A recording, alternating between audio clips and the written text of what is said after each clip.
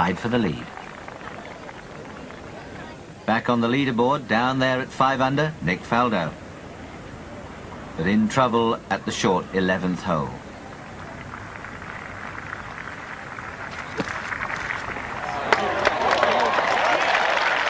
Plays a very fine shot indeed. Well, 76 yesterday, but going well today, and once more looking as if he's going to be Britain's best in this year's championship. At the top, Baker Finch's heroics are sadly over. And a double bogey at the 6th confirms it. Watkins, who began the day 7 off the pace, is attempting what seems impossible. Langer struggles on the greens. But both still lurk, waiting for Watson and or Ballesteros to crack. Around the loop of holes at the far end of the links come significant developments. Ballesteros at the par 3, 8th.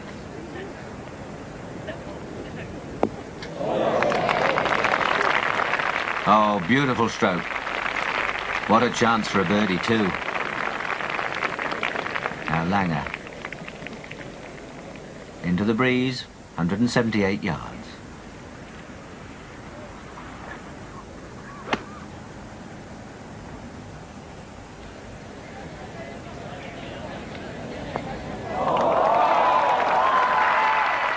Also a superb tee shot. Langer had a few putting problems early on. And in fact, as we look at him lining up this putt, we see he's gone to the reverse grip.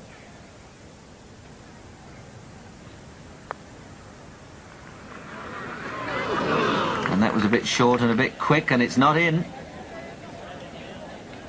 Not really anything to do with the line. I think that time Bernard struck it poorly. And now Seve.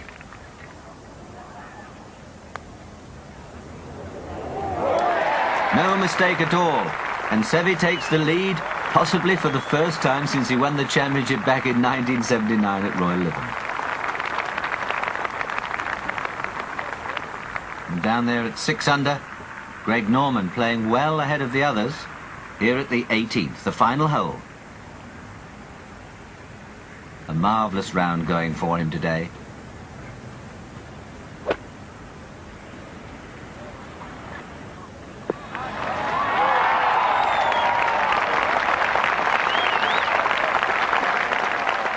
Now if he can hold that one, he'll finish at 7 under par, and that will surely give him a high place finish.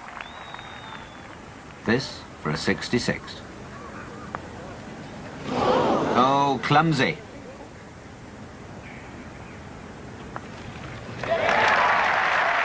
A 67, which should have been a 66, but that's a finish of 282, 6 under par. And this young Australian who recently lost in a playoff for the US Open, well, I'm sure he's still going to finish here in the top 6 at St Andrews. And out at the far end of the course, round the loop, it's getting tighter and tighter. This is the par 3 11th, 172 yards with a deep bunker named Strath lying across the front of the green as the players pitch up to it. On the tee, it's Langer. Just birdied the 10th, as indeed did Lanny Watkins.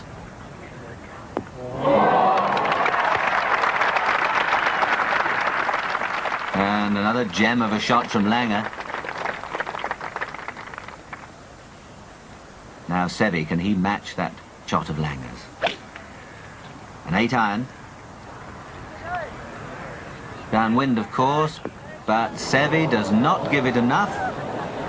He doesn't make it up the hill, and I feel sure he underclubbed. There it goes, back down the slope. Still going.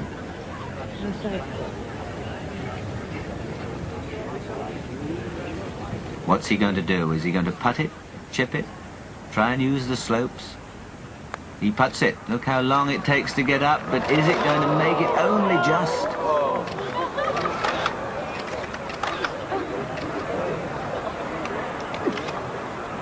Still Seve's turn. This now for a par 3.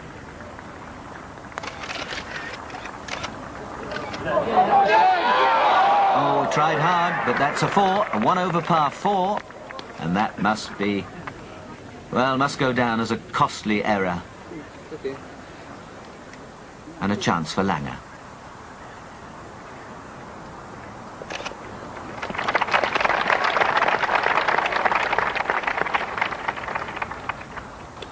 This for a 2. Will it keep its line? No, just falls away. But he'll get his par 3. And Ballesteros now once again in a tie with Watson, who's at the 10th. Now this hole measures 342 yards, and under this downwind conditions, Watson's driven the green, as Ballesteros had before. Seve then 3-putted. Now, don't tell me that could drop in for an eagle too. No, but it's a certain birdie 3, and how quickly the fortunes of golf can change. Minutes ago, Ballesteros was riding high, leading Watson by 1. Now suddenly, he's 1 behind. Second shot to the 12th. Just a 9-iron for Seve at this hole, measuring 316 yards, and right at the pin. An immediate chance to get that stroke back. He dropped at the 11th.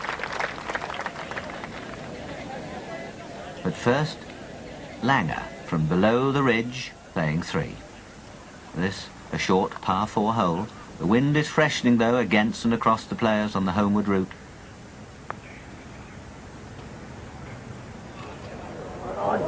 Oh, that's how it's been for Bernard over the last few holes. They're not just dropping. That's a par 4.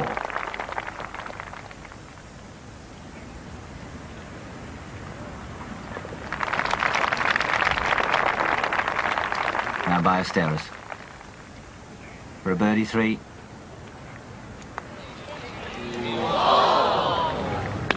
And that really could be disaster for the young Spaniard. A real chance gone a-begging.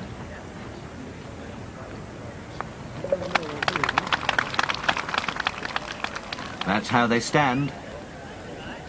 But even as we look, we hear that Watson's now in trouble at that same 12th hole.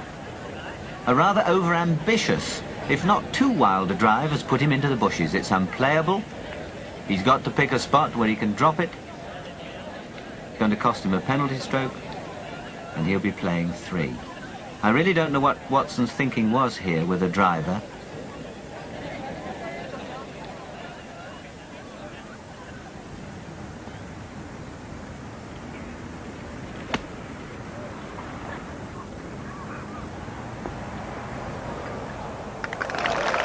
And his third shot goes scampering to the back of the green.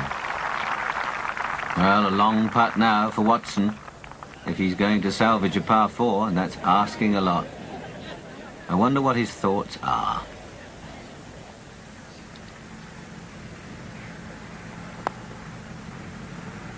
Good line, but woefully weak and still a bit to do.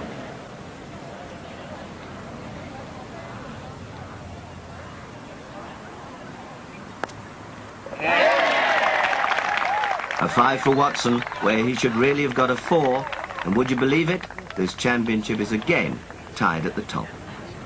Watkins beginning to slip away. Baldo finishes 6 under, like Greg Norman. And we've just heard that Fred Couples has birdied the last hole to finish 7 under. And the amazing computers which monitor the Open also tell us, incidentally, that Fuzzy Zeller, the US Open champion, has finished 3 under, and Ben Crenshaw, the Masters champion, 2 under.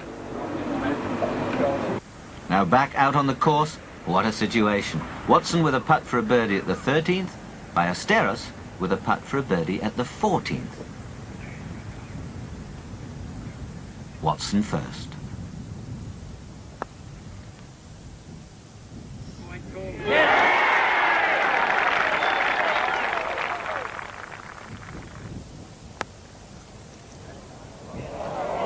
Oh, touche!